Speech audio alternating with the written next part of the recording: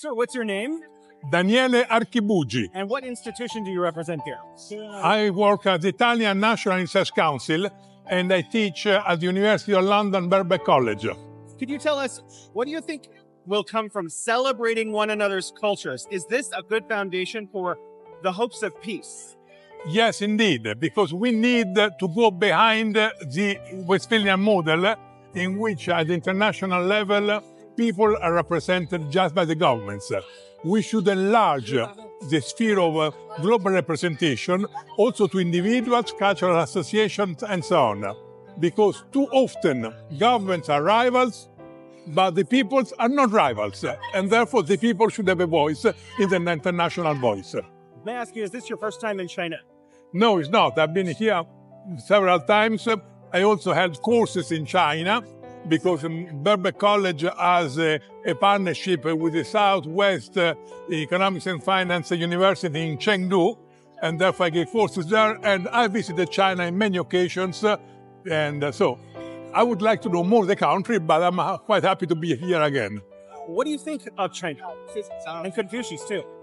China is a very large country and very diverse country, and therefore it's not one single view about that. And therefore I think we need to know better, and to go back to Confucius, I think is an important addition.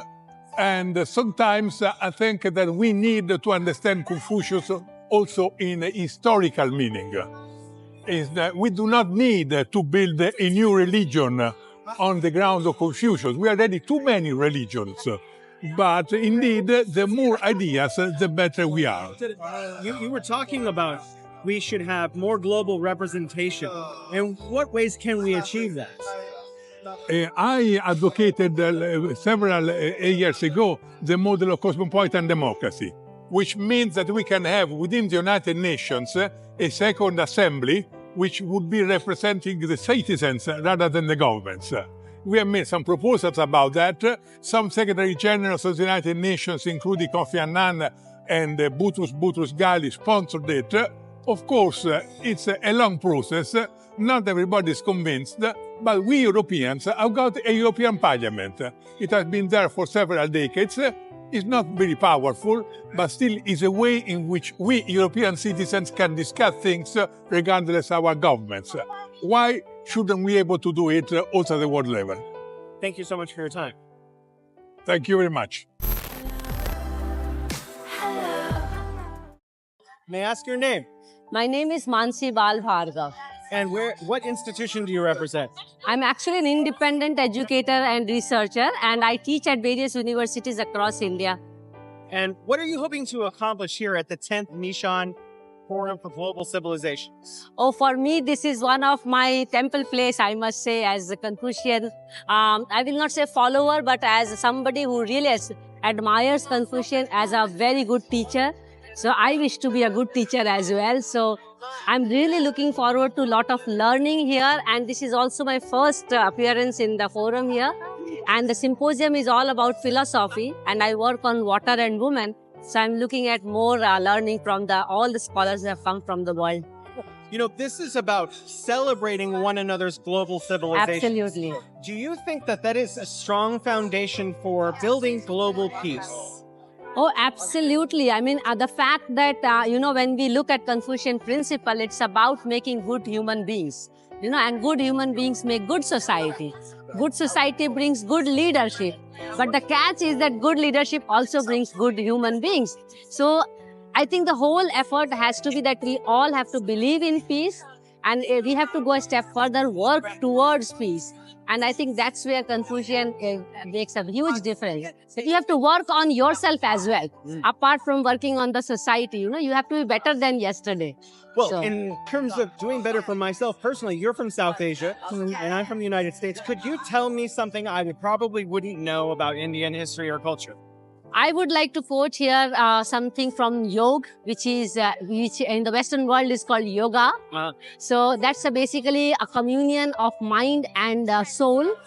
And I think if you are at peace with yourself, you will seek peace amongst others. You will look for peace amongst others, and you will also cultivate peace amongst others. And I think that's also being in harmony with yourself. That's what yoga teaches. Not only with yourself, but with the surroundings, which also includes biodiversity. And then we are one of the species of biodiversity, you know. We don't have to be superior than other species. And I think that's the basic value I also carry in my own life. Thank you so much for your time. Thank you. Thank you so much. So this is Zhao Jing, a very well-known, famous fashion designer from China. The thing is, she yesterday draped me up with this Chinese dress. And I was going to wear this sari from India today in this forum. But then as a sisterhood, I actually gifted her the sari as a reciprocity of the Chinese dress. Beautiful story. Amazing. Thank you. She's my new sister. 她穿的是我们中国的四象，是天上的星星穿在了她的身上。这儿呢是个鱼化龙，是咕噜咕噜一条鱼转化为一条龙，是中国人鱼跃龙门、勤劳的象征。她把她妈妈非常珍贵的这件纱丽送给我，完全是手工。另外我们3个人呢是因为一条马面裙，中国的是印度的服饰。她是我的我在意大利也有家，她是我的家的老乡，她是我。I'm Mary Evelyn Tucker from Yale University and the Forum on Religion and Ecology. And may I ask your name? Yeah, I'm Binbin Wang from Peking University Institute of Carbon Neutrality. Can I ask you guys, what are you hoping to accomplish at the Nishan Forum? We've been here for 5 weeks working on very similar ideas, namely how traditional values speak to modern problems. And we're working closely with Wang Binbin at Beida University, with talks on ecological civilization and Confucianism, which is my specialty. So we're working closely together to help foster this Institute for Climate Neutrality. Yeah, so this forum opened a new world to me because I work on climate change. And I never thought this forum give me this kind of idea, like, wow, the ancient wisdom can really help to face the modern challenge, like climate change. And climate change is a milestone towards the eco-civilization. This is from Mary. So I really think this is why this kind of forum is so necessary for the current days, for the current time, not only for the people in China, but around the world, because it's open for the global peace. In terms of global peace and sustainability also, how does the celebration of one another's cultures play into becoming a foundation for peace and for global sustainability? That is the most important question we should be asking ourselves, both in China and in the US. So China has created this ecological civilization. It's over 30 years old. It's in the Constitution.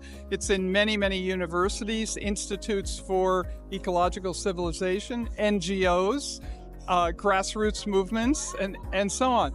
So in the US, we have institutes for sustainability or sustainable development.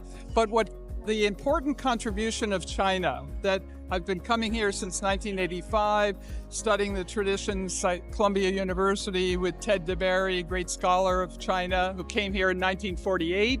So this long-term appreciation of a culture that is a culture and that values culture is very different from the US, as you know, and even from Western societies.